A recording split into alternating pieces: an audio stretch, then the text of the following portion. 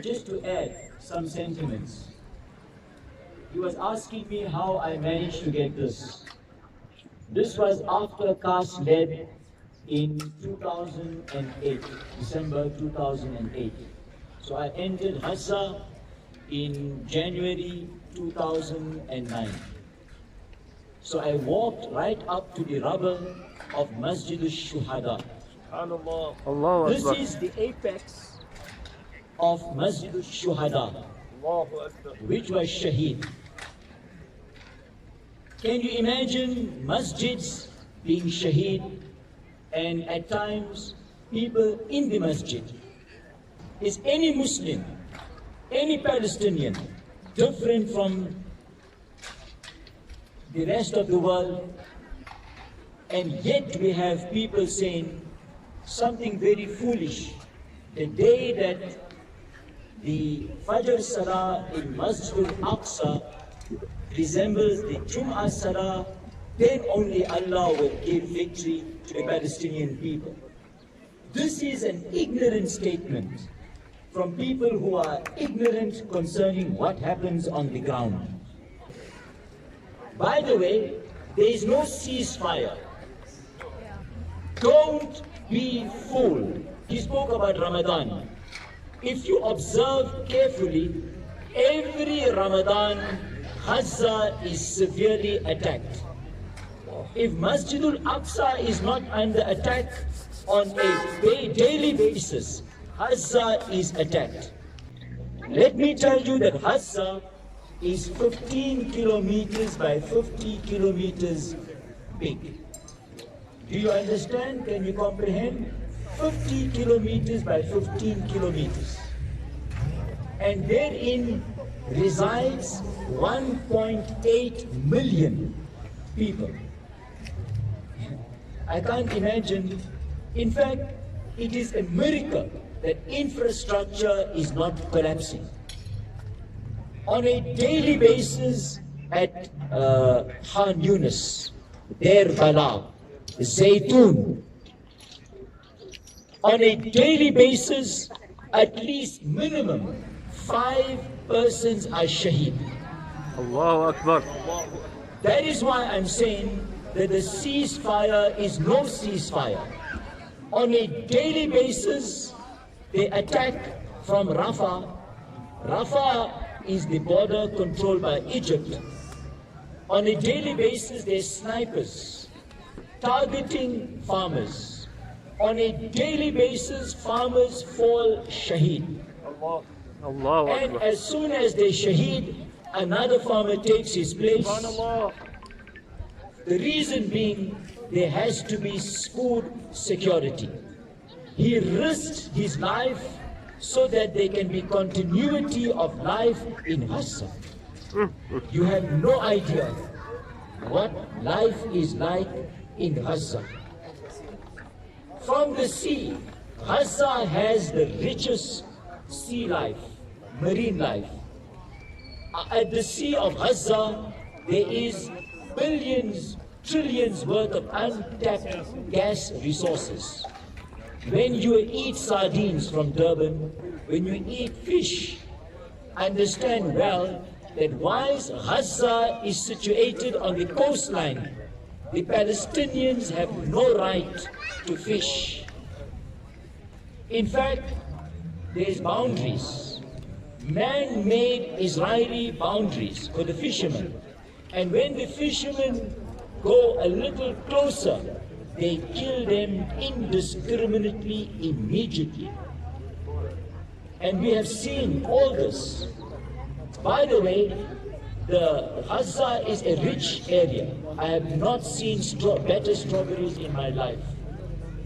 When you buy these big strawberries at Woolworths, understand well that those strawberries come from Palestine. When you buy virgin cold pressed olive oil from Woolworths and other places, understand well that the best of olive oil comes from Palestine, especially Aqsa. There is underground filtration mechanisms and pumps that steals the rich natural water of Gaza, and on a regular basis, they flood Gaza with sewage. The sewage system of Gaza itself has collapsed. I'm not saying it is collapsing, it has collapsed. And that is how these Gazans live. And when you look at these Gazans, they are living off absolutely nothing.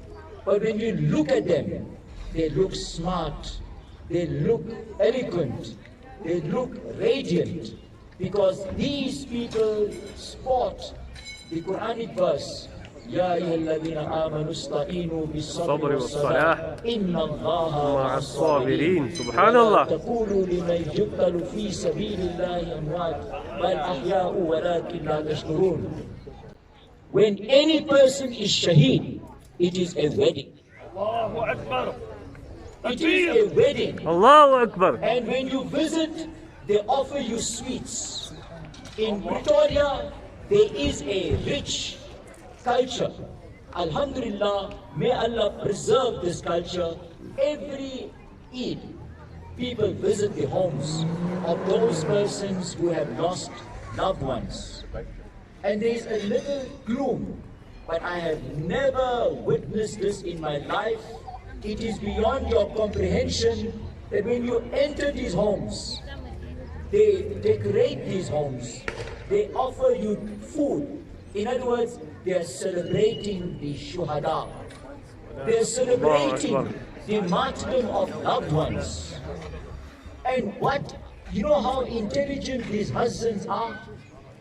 Many of them, I have friends, 7 of them have graduated, but they want to return. Muhammad Adnan Radhi, Suhail, Al-Makusi, many of these people, I can name them. They want to get back to serve. They want to leave freedom so that they can be shaheed. And in many homes, once they have palaces, families love to sleep in one room. Correct me if I'm wrong. The reason is this, that when they are shaheed, they want to be shaheed altogether. Allahu Akbar. Have you seen this in your life? And yet there are Muslim organizations. By the way, let me tell you that if you want to create a movement that is apolitical, the West would give you money to start off masjids. Just because they don't want you to become jihad orientated. They want you to be apolitical. And yet we have leaders of Sufi movements and organizations that say, "Hum ghair siyasi aadmi hain." Rasulullah sallallahu alayhi wa sallam propagated the concept of jihad. Allahu Akbar. Allahu Akbar. Allahu Akbar. Nare risalat. The Sahaba of Badr, Uhud, showed you the way. If we respect Imam Hussein, if we respect Badr, if we respect Uhud, and if we respect Maqam al-Shuhada, then of course no Muslim would claim to be apolitical. And yet these organizations collect and they build mosques and they build mosques, but they are devoid of the spirit of jihad. Allahu The Akbar. West wants this. Visit mosques that are humble, but the jihad spirit has to be there. Allahu Akbar. By the way, Allah's Rasul sallallahu alayhi wa sallam could have ascended for the Mi'raj from anywhere. Allah in His wisdom, knowing how poor the attendance would be here today, knowing how we would gather for the Palestinians now and then of course we would give a few rands, we will make dua, we will cry, we will march, a fragment of the communities, by the way. Allah knew better, and that is why, to perpetuate the name of Al-Aqsa. Remember, Ibrahim Khalilur Rahman stood on a stone, and he's not the greatest Anbiya, but he's the father of the prophets, Abu Anbiya. When he stood on a stone, it became Maqam Ibrahim. Allahu Akbar. Subhanallah. Understand well. When he stood on a stone, it became Maqam Ibrahim. where Rasulullah sallallahu alayhi wasallam stood is beyond that. Why? Quran states, Subhanalladhi asra bi'abdihi laylan min al-masjid al-haram ila al-masjid al-Aqsa. الذي باركنا حوله لنريه من آياتنا. Allah says the precincts of which we did bless. Did Muslims understand that this place is blessed? If it is a blessed place, what have we done to protect the sanctity of this blessed place? We all claim to love Rasulullah. We all claim to read the Naat of Rasulullah. We have the audacity to say Assalamu alayka ayyuhan Nabi in every salah. And yet we do not wish to protect that spot on which the blessed feet of the Holy Prophet Muhammad sallallahu alayhi wasallam was. Where are the Sunni organizations? Where are the Sunni ulama? Where are the awam? Where is the leader? We all want to go to Masjid al-Haram. Masjid al-Haram. That custodian of the Black House is facing the White House. And even Americans are awakening. The voice of the oppressed people of Palestine at its maximum do not come from Muslims. It comes from Jews like Yuri Davis. It comes from Finkelstein. These Jews, the Orthodox Jews, the Orthodox ulama among the Jews do more than our ulama to protect the integrity of Palestine and Al-Aqsa. Today it's a sad day that we haven't got the crowds that we ought to have had. When it comes to issues like Palestine, there is no Aqaid. Baba, what more Aqaid do you want? When I'm saying you that where Ibrahim alayhi salam stood is Maqam Ibrahim. Where Rasulullah stood is Maqam Muhammadur Rasulullah. Sallallahu alayhi wa sallam. That is under Zionist control. हम गैर सियासी आदमी हैं. What nonsense. These Palestinian brethren and sisters are protecting the integrity of Islam and Muslims. When they raid Al-Aqsa, they are showing the finger to the Ummah. When they raid Al-Aqsa with their shoes, they're showing you much more than a finger. And yet, we say the day that Fajr Salah in Al-Aqsa is like that of Jum'ah, then Allah's Nusra will come. Imam Hussein was alone on the battlefield of Karbala. The Palestinians, in terms of, let me be honest, we march all around, and in few days' time, we will be like soda water with regard to the cause of Al-Aqsa. On another note, there are many organizations that wait for catastrophes of this to take place so they can collect money in the name of the Palestinian people. Let me tell you of one strong sunnah that we have forgotten.